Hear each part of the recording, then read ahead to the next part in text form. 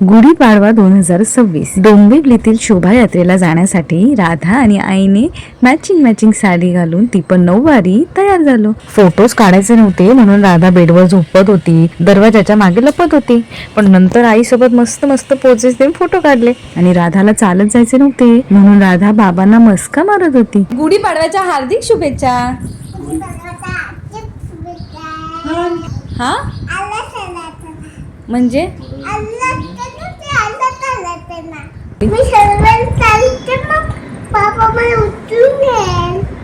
असं आहे का?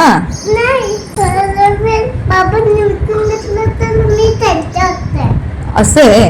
राधा स्वतःला वाघोबा म्हणते. मग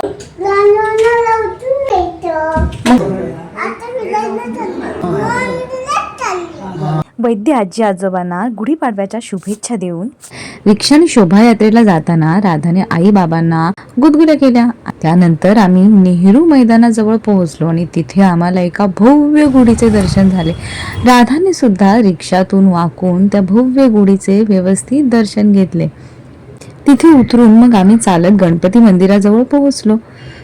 गणेश मंदिरासमोरील भारत मातेच्या देखाव्यासोबत राधाने फोटोज काढले आणि जय जयकार केला.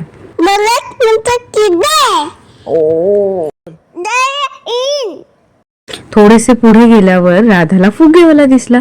फुगेवाल्याने राधाला जांभळ्या रंगाचा फुगा दिला, पण राधाला काही तो पसंत पडला नाही. राधा दुसरा फुगा घ्यायला जाताना बाबांनी तोच फुगा राधाला दाखवला, पण राधाने नाही म्हणून तिच्या पसंतीचा लाल रंगाचा फुगा निवडला, कारण तो तिच्या नेलपेंटला मॅचिंग होता.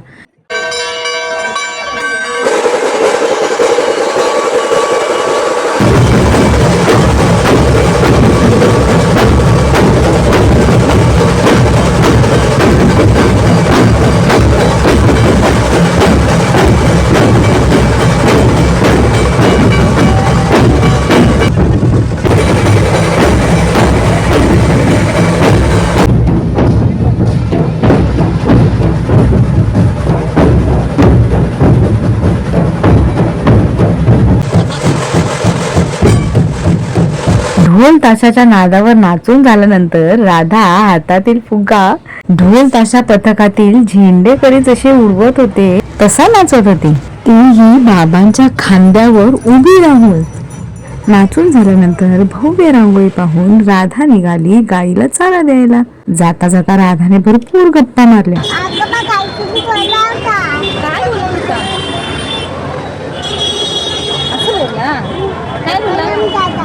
परत दादा काय परत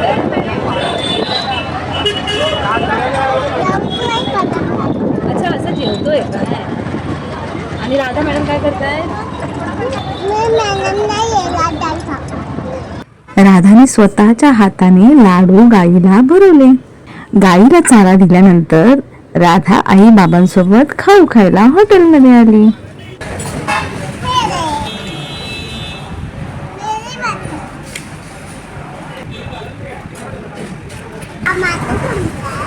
हो. आपला खाऊ कधी आणता येते?